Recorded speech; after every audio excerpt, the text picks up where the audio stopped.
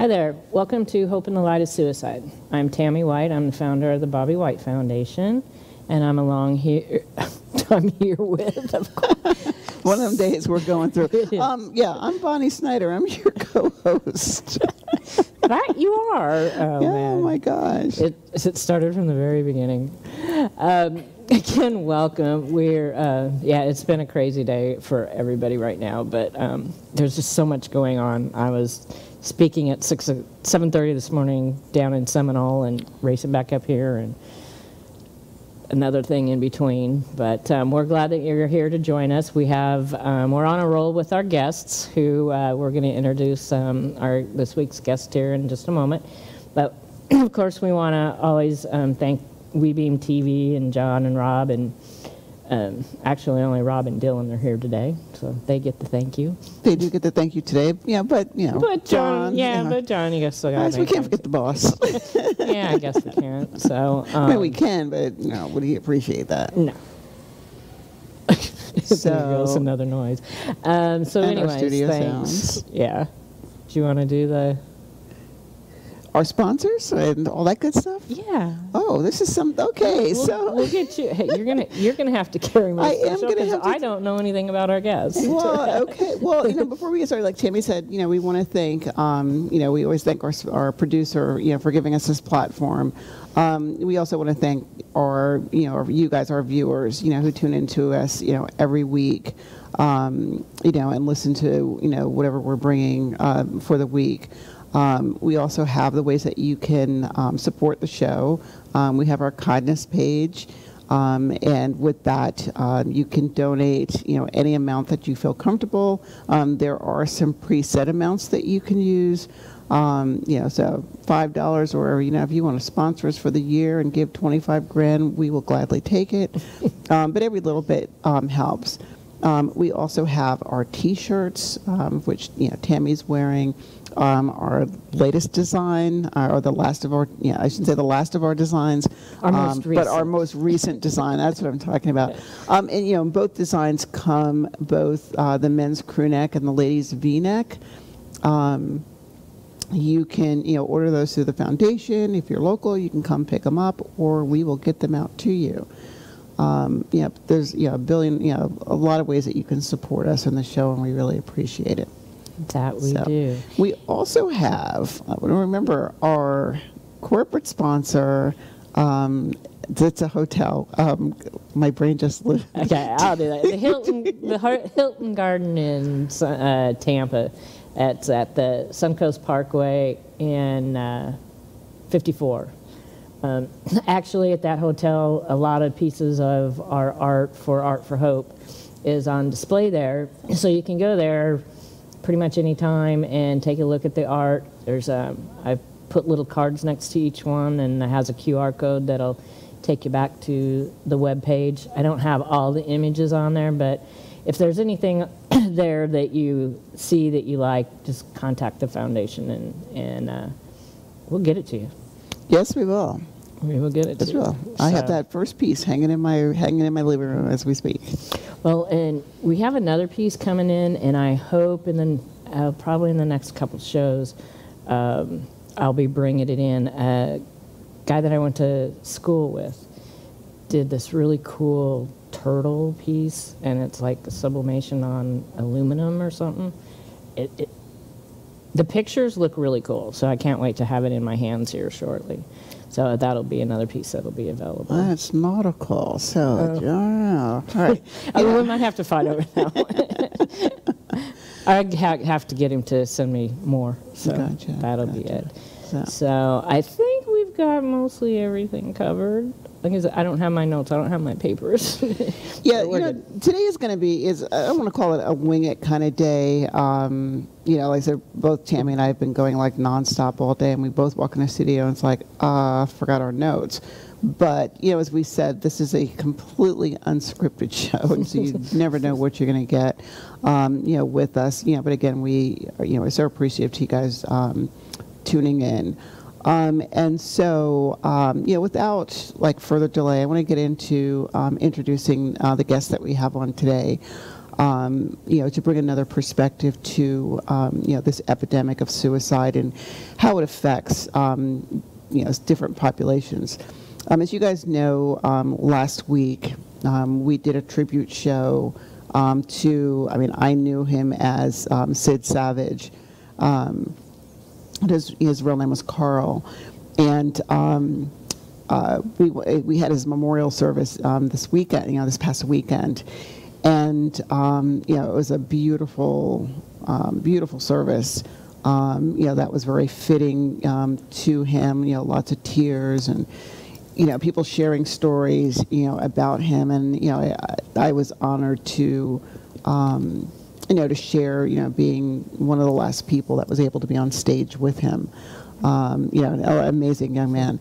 But while I was there, I met our guest, Loritza Castillo, who, we were chatting afterwards, and she had indicated to me that Jess, Carl's wife, his widow now, unfortunately, that's Jess and Sid in costume, by the way. That's not Sid, that's not but that is Jess. It looks, when I looked at that, I'm sorry, I thought that was Sid. I was like, that looks so much. Sid has a clone. But that was Jess. Yes. Okay, so that was Jess, Sid's widow. But anyway, we started talking about, I don't want to steal Loritza's thunder, let her explain, how suicide affects people from the entertainment, and the performing community.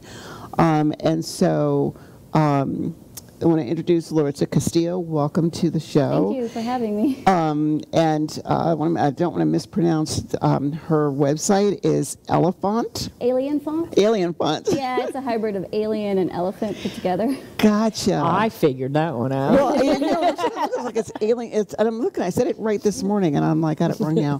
But again, Loritza, welcome to the show, and thank you for grabbing a hold of me on Saturday and saying, hey, let's chat, and agreeing on such short notice, to come and be in studio with us today.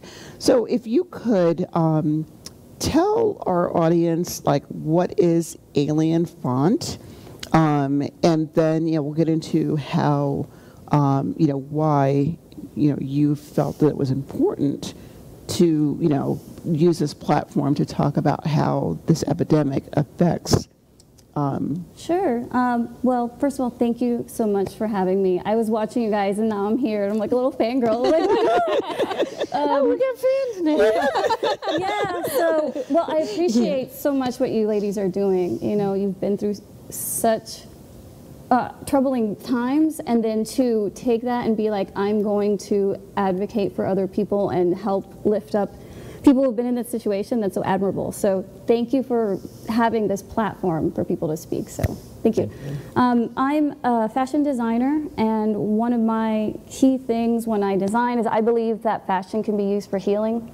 And there's many, many times where I have used fashion for healing, and people have come to me and told me how it has healed them.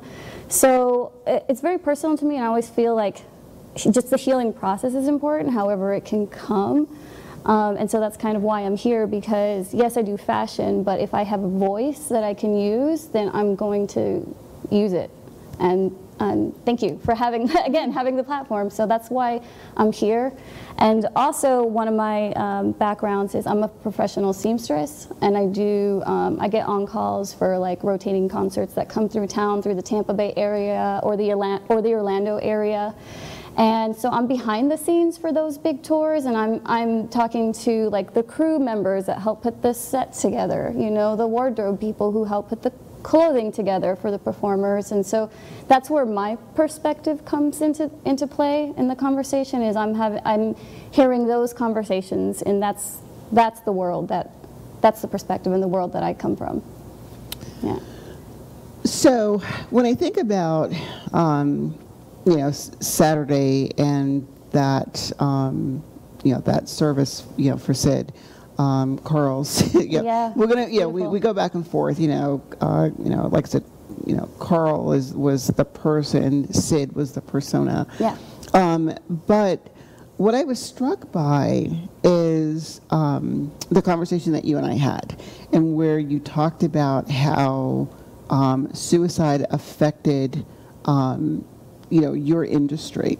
And in it, you made a comment about, the circus. I don't know if you remember that that piece of the conversation.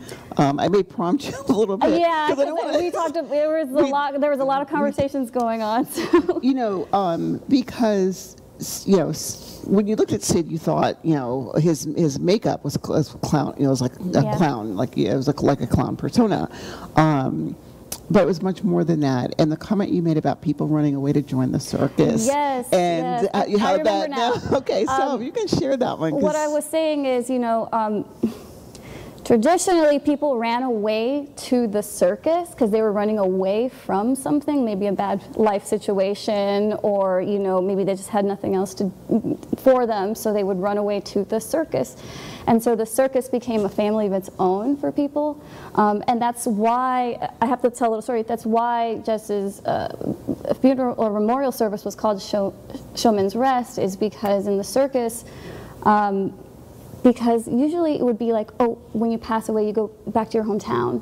Well, a lot of these people didn't have that option, so they created this Showman's Rest so that circus performers and different performers had a place to call their own, to come together as a community and be like, this is our resting place.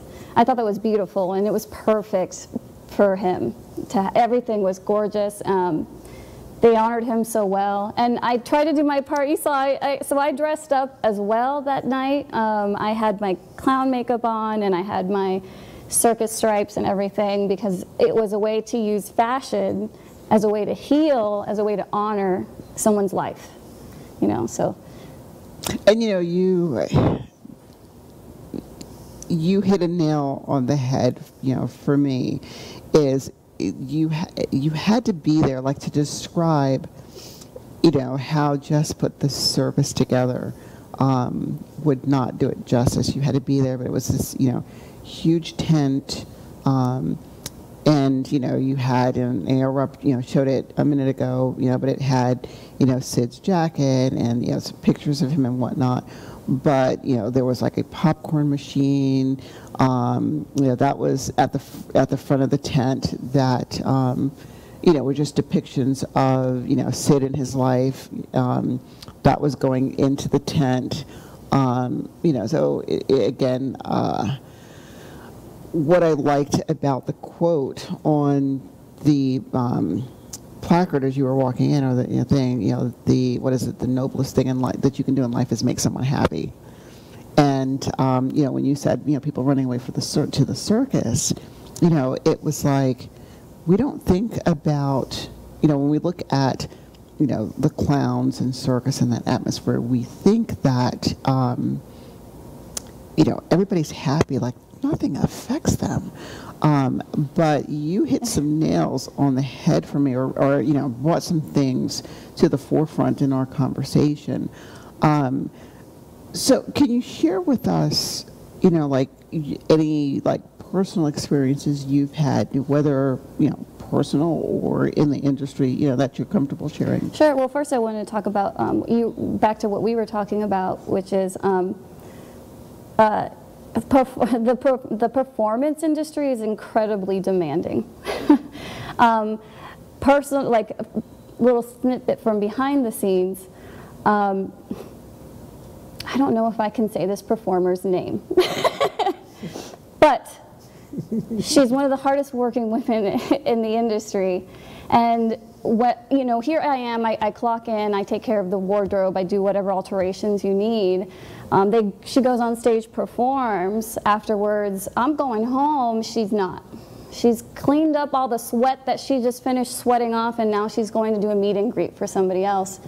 So her exhaustion and everything that she might be going through personally, she has to suck it up and keep working and keep putting on that face. And this is city after city after city after city. So that's the face that you see a lot, but there's so much, struggling, like turmoil that goes on behind the scenes of this industry. And what people also don't understand is that this industry, because it's so demanding and because you're so much on the road all the time, you're not might not be able to get the mental help that you need while you're on the road. I think that my industry needs to kind of reevaluate themselves to allow that for a lot of the people that are working for them, the performers included. They just need downtime. Everybody needs that time, and you know what? Nobody knows what you're going through. If you're on stage, you're dancing, you're a clown, you have a smile, that's wonderful, but nobody knows what's going on behind the scenes. And we really need to allow some time and space for them to kind of just like, hey, this is my life, what's going on? I need to kind of deal with this too. So I really, you know, and saying it out loud, I realize that, yeah, it is demanding in my industry, and there is not something like that. I know that there are some health cares that are coming out for people who are on the road all the time, because if you're on tour constantly, you don't have your primary care doctor that's easily to call, you know, book an appointment. You know, you might be in another country, or you might be like, you know, there's so many different circumstances, but you know, in the States we kind of need to look at that. And then during the shutdown, one of the things that affected Carl as well, Sid, was he's a performer who couldn't perform. And that's their not only their livelihood, but it is their livelihood. It is what keeps them going. And for a lot of these performers, it's not, you know, yes, they make money for it, but it's their passion. Yeah. You know, that's what. It's not an easy industry to get into. So if you're in it, you must. There's a heartbeat for it. Mm-hmm. So I think that's one of the things that we were looking at specifically was. Because there were so many things on top of so many things on top of so many things for him, but one of those was that he, you know, there was a lack of being able to perform for people. So I guess my quick message to everybody is, if you have a performer friend, check in on them, call them, see how they're doing. You know, do you want to come over to my house and do a little show or anything? Reach out, anything that you can. Even if, and there's so many different facets to this industry. There's hair, there's makeup. Me, I'm the fashion stylist, wardrobe. There's so many different facets of this industry that you can reach out to your friends and see how you can help them out. So it's not just limited to the performer. You know, yeah. Would it be safe to say that the pressures are not just on, you know, because I want to in a minute go back to something you just said that struck with me. You know, something that Tammy and I talked about during the COVID shutdown, and how different people were affected. Yeah. Something just had sparked with me. Like I said, I'll come back to it in a sec. But you know, this checking in on a friend. How would you characterize the difference between the pressures that, say, the performers are under as that person that we see in the spotlight, and those of you all that are behind the scenes making that performer look good? Like, is the pressure any different for you than it is for them? I think everybody's, you know, process of taking the show on is different, but I mean, there's definitely a lot of pressure put on the person that's paying the big check, you know. But backstage, there is pressure, and I think one of the things that people during the shutdown specifically for us was, you know, like we were saying, you know, we're freelancers, and some of us don't qualify for that unemployment. And so that's really difficult, you know, and that puts you under pressure when you are that backstage crew, you know, when you're the helping hands and whatnot. And those are the other people that I wanted to mention, is that there's tons of people who are backstage, like putting that stage together, the briggers and the lighting crew and everybody like that. Wow. And they're under a lot of pressure too, because they have, you know, there's safety issues that they have to make sure are met. Things have to be right. Yes. There cannot be any mistakes. And you have a time limit. Right. But these crews are amazing. They're really well put together. They're really ironed all of that out before they hit the road. It's impressive. It's really impressive how fast they can put a stage together and break it down. But you know, everybody goes through something. And you never know what they're like, what's going on with them. So just as important as the person that is the spotlight on stage, please check up on everybody who's helping them be able to have that spotlight. You know, it takes a small city, a small village, to put on a show. You know, and I think that's also one of the pressures you might feel like if you're a single performer like Carl, you are the show. You know, you don't have like the gaffers and the lighting equipment crew and everything. It's all on you. It's everything's on you. And so sometimes the added pressure of that being the leader of your own show can be a lot of pressure too. Because when you have management, it's easy, you know, just go, we'll take care of it. But when you're putting it on yourself and you're taking all that, yeah, I could see how that could amount to a lot of stress and pressure for sure. I can only imagine. Yeah. You know, I remember, you know, if I think back to the very last show that he did, which, you know, like I said, I was honored to be at that show. And, you know, as I'm listening to you talk about, you know, you're a performer, you're in front of the stage, you know, you're, you know, putting on the show for people, and then all of a sudden, here comes the pandemic, and you stop performing. And, you know, as I look back and I'm thinking, that must have been his coping, you know, like a coping mechanism for him to be able to, that was at the show. Yeah. I was like... That's just great makeup. And you know what was funny is, as we were taking this picture, I mean, he's got this scowl, but that was his stage persona. But what people don't know is, as we were taking that picture, he was laughing. You know, we're like chit-chatting back and forth. It was really... like I said, it was funny because, you know, as I'm talking to him and getting to know him as a person, you know, it's like, I really love this. During the memorial, you know, as I was speaking, I remember I got, you know, to the venue, and I'm watching, you know, this Carl was small in stature. You know, he wasn't a big guy. And I'm just watching him walk around, and I was like, who is this guy? And he goes in the back, and he comes in, and he had on his costume. Yeah, there were, you know, the mismatched striped socks. You know, they rolled up, and I think he had, you know, these suspenders on, and I was like, okay, I wonder if, you know, it's like, oh, there he is. And, you know, he did not have his, I call it his war paint, like he didn't have the war paint on yet. And I was thinking to myself, you know, wow, he was attractive. I mean, Sid was very attractive. And then he comes in, and he's got the war paint on, and he's doing, you know, these facial expressions, and I'm just cracking up. And, you know, as I'm watching this, you know, to your point, Loritza, you know, if I would have known that, 2 weeks after that show, he would be gone, and he would be gone at his own hands, you know, I was, no way.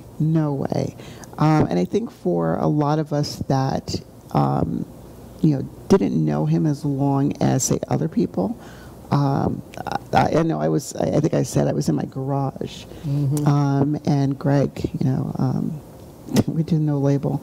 I think we've gone to labels now. But Greg, who, you know, performed at that show with Sid, you know, came out in the garage. And I think I said this last week, and said, Eddie, who was the host of the show, you know, I've got some bad news. You know, Eddie just called and said, Sid's not with us anymore. And I'm looking, I was like, what do you mean he's not with us anymore? And, you know, he you know, told me what happened. And, you know, you go into this fog, like, did I just hear that right? You know, did I just, you know, and then, of course, you know, following with I mean, I boohooed this morning about him. You know, it's still so fresh. And I know it's going to be one of those things that every now and then it just... Yeah, and you don't know when it's going to hit. Yeah. You know? Yeah. Something will come up, and... Yeah, and you know, it's still so fresh and raw. You know, it is, and what's funny is when, you know, we did the, you know, every year there's an Out of Darkness walk, you know, which is, you know, a walk that is for, you know, lost survivors, you know, or people who are either walking for someone that they lost, or they're walking for themselves because they were fortunate to have, you know, survived an attempt, or, you know, they're walking in support of the cause. You know, and as you saw at the memorial, I saw it. I had all the beads on, and, you know, they have like a specific color bead for how suicide has, touched you. And as I'm sitting back and I'm like, okay, I need this bead, I need this one, I need this one, I need this one. And I was struck how there was probably only one bead color that I couldn't pick up, that was not applicable to me. As I have not lost a parent, to suicide. But, it's like, I lost a friend. We shared a military, so I've lost, military friends. I've lost, my grandson, and then, of course, we're back and forth on, was Patrick, Right. an accident or not. And then there was, the one that you have to, if you are supporting the cause. And then, the other one, if you are yourself in that personal struggle, because, we've shared, here a couple of times myself, just, military stuff. And, but I was struck where there's only one color that I could not pick up. And, it resonated with me because as I've got all these beads on and I'm thinking to myself, I'm going to run from this event. I'm going to go home and take, change clothes, grab a quick bite and, drive over. It's like an hour and 20 minutes to get from where I live to where, Sid's memorial was. And anyway, while we were at the walk, Greg was helping me, with the walk, and I mean, he won't. He might get upset. No, he won't. He's fine. You say that every time you talk about him. I know. Every time I talk about him, he'll be all right. He likes me. So. He's a good guy. He is. He's an awesome guy. I tell people, you met, Greg.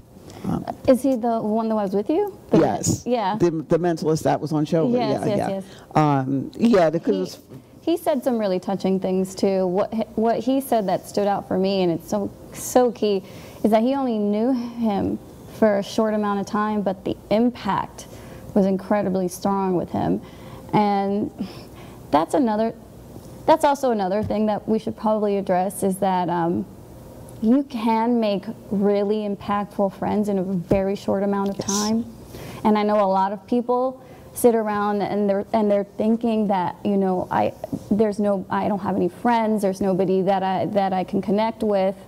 But anything's possible. You can make a very close friend in a very short amount of time. It is possible. It's happened, and Greg and Carl are a perfect example of that. They met so soon, and it's something that it probably is going to radiate for the rest of his life how powerful that friendship was. It was, because I remember as they were prepping for the show, they were, like doing a lot of, behind the scenes too. So it was Greg, Carl. It's funny. It's like, am I disrespecting him by calling him Sid? Because we want people to know his name was Carl. Like I said, Sid was his stage name. His name was Carl. Yeah, I think it's because I know him by Carl first. See, and I knew him as Sid first. Yeah, right? So that's because what was funny is, I want to say he sent me the friends request, and so because the friends request came in as Carl, and he pronounced his last name Skeens, is it? And I'm looking at this like, who is it? Who? And then I looked at the picture and I was like, oh, that's Sid. So anyway, so I was like, oh, so Sid is not his real name. I'm thinking all along, that was his given, but then I had to think about it. Well, Greg performs under, his last name, Raven, is a pseudonym. It's not his, given last name. But anyway, so I'm, like Greg would call me, I'm meeting up with, Eddie and Sharon and Sid, to get prepped for the show. So I was like, oh my God, I can't wait, to do this performance. To your point, it was an instant connection. But I remember at the Out of the Darkness walk, and mind you, I've known Greg for 10 years. We've only been doing this thing, this relationship, going from a friendship relationship to a relationship. July, I think it's August, July, something like that. Oh, it's fresh. It's a fresh. Yeah, the friendship is not fresh. The relationship is fresher. But in that whole time, I'd never seen Greg cry before. And we're sitting at the table. He's such a good boyfriend. I said it. I said the word. I said the word. Congratulations. I not say that. I jokingly say that. All right, I said it. That's too Whenever he, because he lives 2 hours away. So whenever he comes up for the weekend and I'm working, he's going to get a kick out of this one. I said that BF word on air today. But anyway, so whenever he comes up for the weekend and I have an event, it's like, hey, I've got to work this weekend. And, he jumps right in and helps. But anyway, we're setting up and I happen to look over and he's, sitting in the chair as we're waiting for the walk to start. And I just see his hands go over his eyes and he's, like this. And at first I thought, is he tired? Is he got a headache? And I'm like, it was, early in the morning. So I'm like, do you need breakfast? Are you hungry? And he's like, no. But, the no that I heard was not like his normal voice. And then it dawned on me, he was sobbing, like he was crying. And I'm like, oh my gosh. And I'm like, Greg, what? And he's like, he couldn't respond back to me for a moment. And I'm like, he tells me his parents don't call him. So I said, Gregory. Don't call him Gregory. Don't call him Gregory.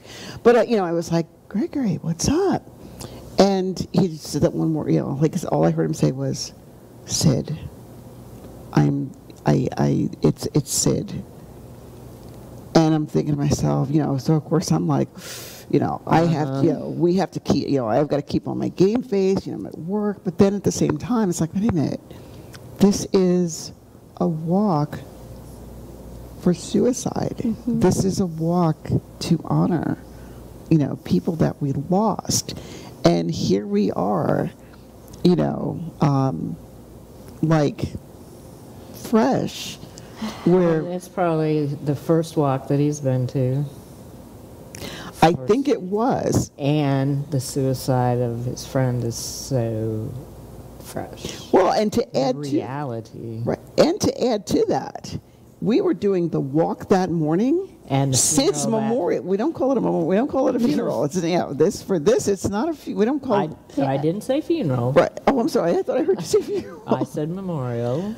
But Sid's memorial was that night. Afternoon. Yeah. Exactly. Or that afternoon. Right. Yeah, because we were literally leaving the walk. Yeah, so that's a lot. Yeah. That's a lot to emotionally take in and digest. Yeah.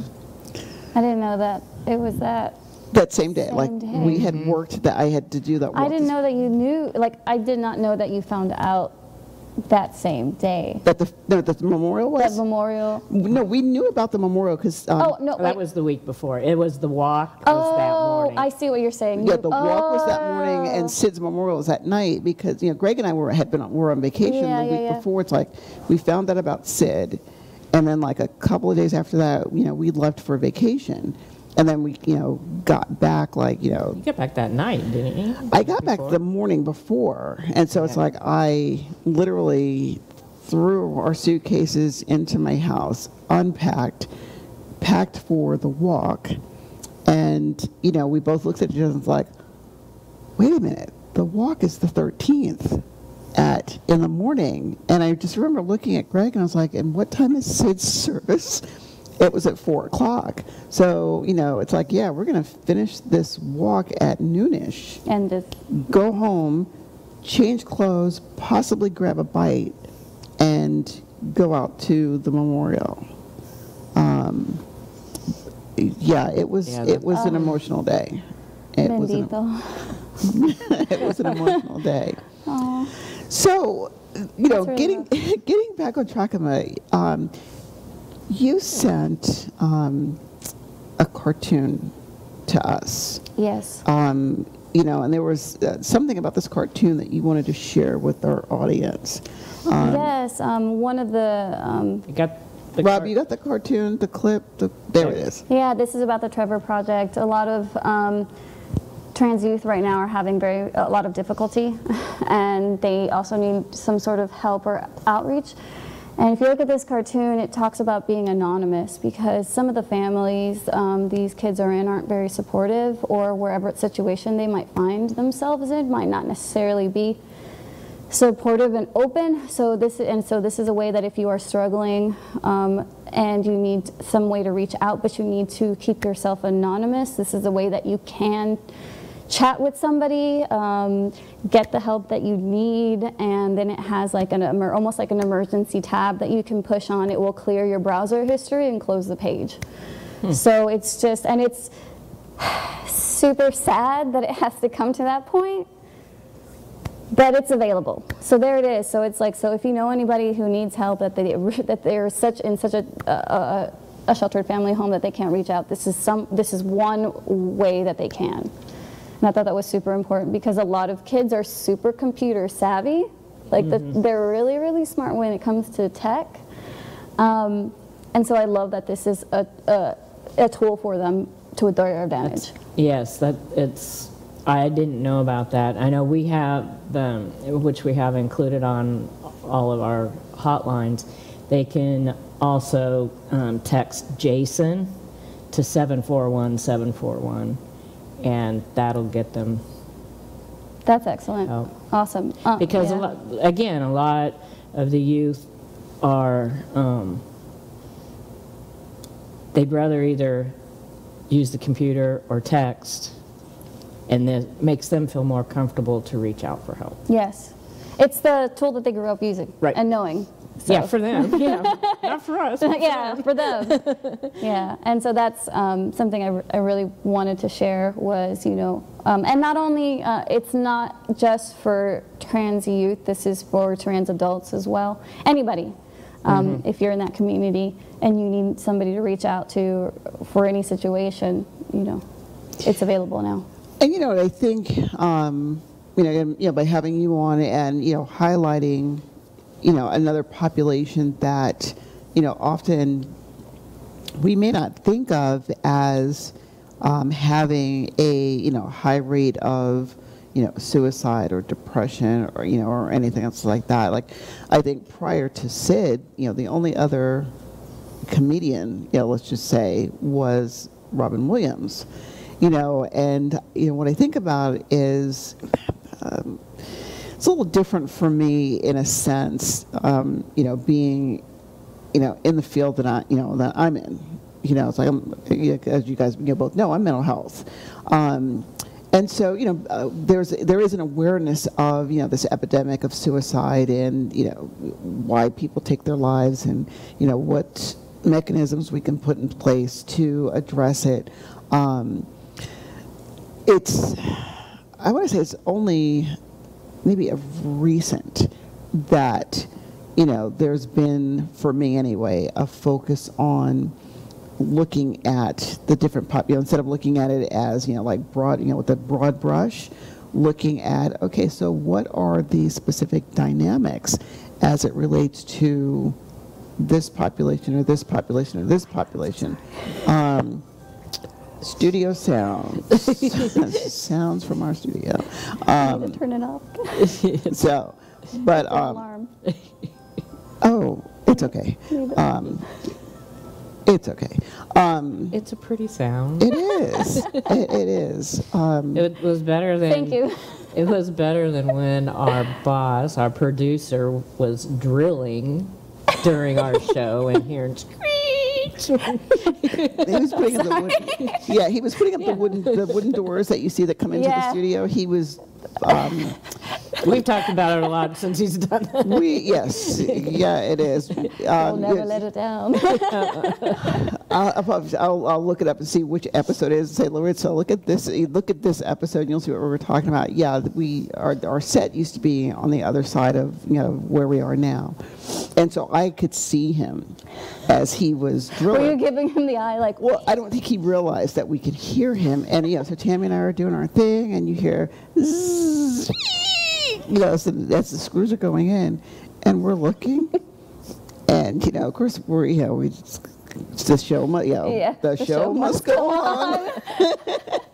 And so finally, you know, Tammy's like, what is it? I was like, it's John. Yeah, she could see him. I couldn't. I could hear him, but it was, Like, what the heck? so I'm like, can you see him? Yep. He's.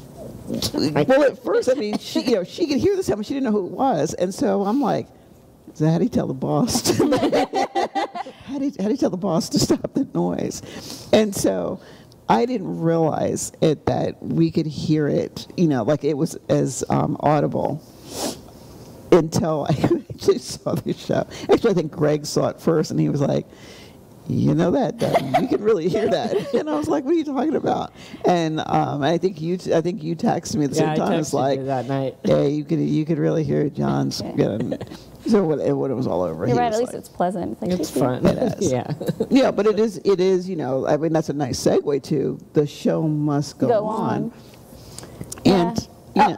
You were talking about Robin Williams, and I was thinking, because beyond him, like, I automatically in my brain is like all the other artists, you know, Linkin Park, Benny, like, and then like Avicii as well. Those are other they're performers and entertainers, and they also and right around the same time as Robin Williams, there was that fashion designer, Kate Spade. Kate Spade, Anthony Bourdain, Alexander Wang, you know, but that's when it comes to suicide. That's when you hear about it in that industry, is the people that are the famous people, not everybody else that is involved and behind the scenes that is still as affected as they are. And, you know, I think what I saw was like Robin Williams was first, and then to me it seemed like Kate Spade and Anthony Bourdain were like back to back, like one like if one was on Monday, the other one was on Friday or something like that. And I just remember saying, what is going on? Yeah, and then also from my perspective, at the same time, there were a ton of artists that I knew from like the alternative fashion, like all that were in line as well. It was happening. It seems like that happens. It just around the same time is going on. So, what do you think is needed for your industry? You know, like I don't want to say what's missing, but you know, we shouldn't say but. You know, what is, like, if you had a, you know, we call it, you know, we're talking magic. If you had a magic wand, and you said, you know, if I had this magic wand, I could wave it for my industry, and provide like what was needed, what would that look like? I think it's an answer that goes to a lot of different genres, but healthcare for all. Mental health care for all would be the magic wand that I would wave for this country, because everyone has a brain and everyone has their own issues and everybody goes through that. And, you know, a lot of times people, they think that they don't need to go to therapy because everything's great. And and I think that it is a tool that everybody can benefit from. Because if you aren't getting any kind of feedback from anybody, you think that you know, like, you kind of need, how can I put this? Therapy's great. Well, you know, like, you may have people that you bounce things off of, but that may not be enough. You know, it may not be, I'm not going to say not the right information, but I think I'm going to go back to they're not built for it. Right. I understand what you're saying, and I 100% agree, because I've had issues that in my own personal life, that I cannot go to my spouse with. I cannot go to certain people because they don't have the tools to help me. They don't have a toolbox and a toolkit to hear what I'm saying and be like, for what you're going through, this is the tools that you need. They're not, they're wonderful, they're loving and supporting, and they want to hear me out, but that's kind of where it goes, because beyond that, they don't have the tools. That's where therapy comes in, because they can not only hear you out, they are trained for the tools to help you, you know? And a lot of people do go to their friends and they kind of like rely on their friends for that, and that's beautiful and wonderful if you have that relationship, but you also need to consider the person that you're talking to and ask them if they're in the right space to hear what you're trying to share.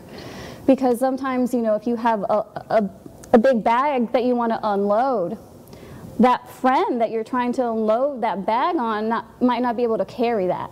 You know, so it's always good to ask people where their headspace is when you want to share things. And so that's important with like everybody across the board, I think. And then also when you're that friend that's sitting there and being like, okay, yes, go ahead, share with me. Another important question to ask them is, okay, are you looking for advice or do you want to just vent? Because when you want to just vent, just be the ear. Right. You know? Because so many times people think that when somebody vents to them that they're looking for you to provide them a solution, and that's not always the situation.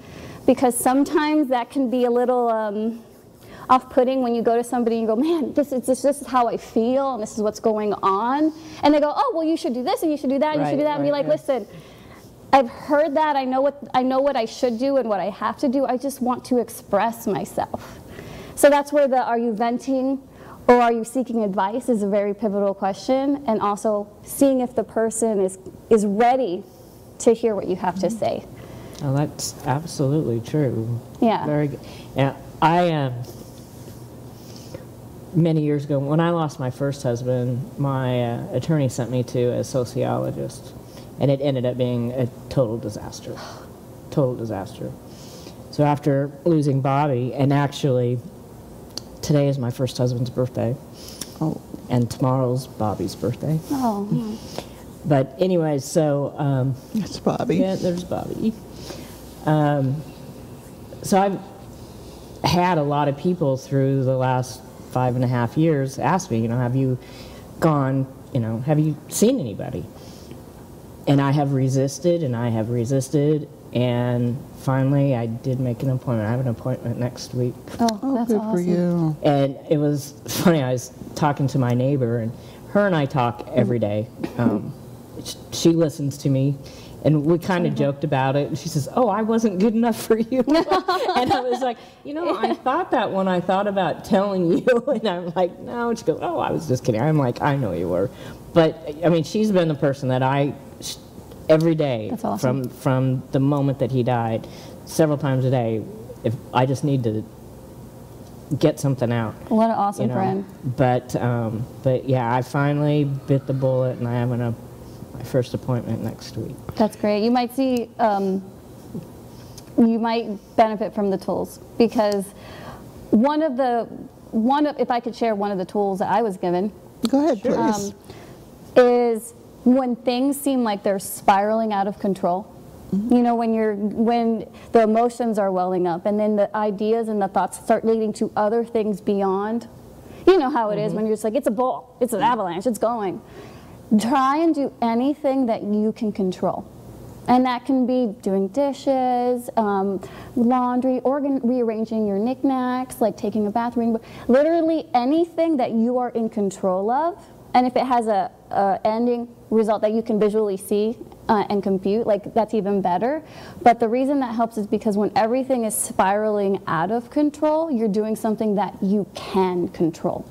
And that just kind of brings you back into, okay, I got control of this. I can do this. This doesn't rule me. I am in control. So that, it's a small trick, but my God, it helps. Like it really, Well, really does. Which we've talked about a lot.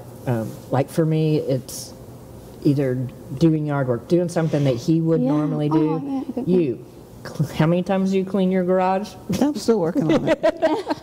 You know, but yeah. I mean, and I think we do that not even thinking about it at times, because it has probably become a natural coping mechanism since going through what we're going through. And you know, I'm kind of sitting here with this chest. You know, I'm looking at you. know, I'm just like, you know, sitting here, just absorbing what both of you were saying, you know, because, you know, as the mental health professional amongst this trio here, I think it's important to note that one of the barriers to treatment is stigma. You know, because so many people feel like if I'm going to see somebody, I'm going to be seen as broken, I'm going to be seen as defective, I'm going to see as, you know, like, you should be able to handle life on your own, why do you need somebody else? You know, and whether it is, you know, from a personal perspective and, you know, of course, I would say also across some cultures, it is, you don't see a therapist, you pray it out, or you know. Which is crazy because, like, if you have a toothache, you go to a dentist. If you have something wrong with going on here, see a professional. Like, you know what I mean? I feel like that is how our society needs to start seeing it. And you know, what's funny is what you're saying. I was in a focus group meeting, you know, this morning. I was like back-to-back meetings today, and that was one of the very things that, you know, there was several of us, you know, from, you know, the different counties around, you know, Florida. You know, because I was in the Pasco group. There was a Pasco group, a Hillsborough group, a Polk County, and a, let's say, Pasco, Pinellas, Polk, and Hernando.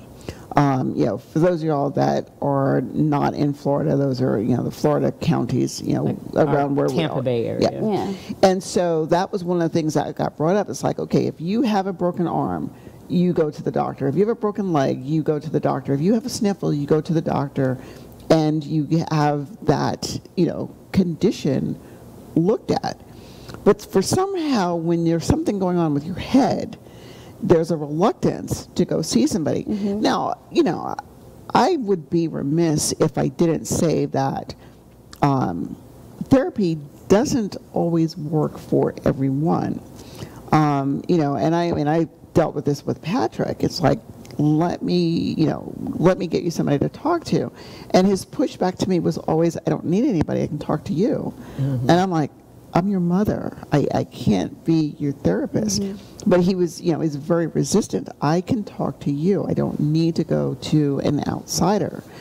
And, you know, of course, you know, we're taught in school, you know, that dual relationships. I'm like, okay, at least I can be that ear for him, that, you know, that sounding board, until he was ready to go and see somebody other than me, you know, other than I.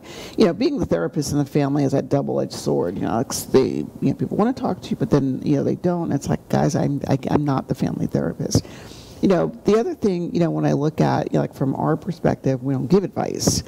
Because for me, the issue is if I give you advice, you follow it, and then say that piece of advice may work for me. If it doesn't work for you, then I've just compounded the problem. So, you know, when I was like, okay, I'm going to give you a piece of advice, but I'm giving you this as my friend, as a friend. This is not my professional hat on right now, if I'm talking to a friend.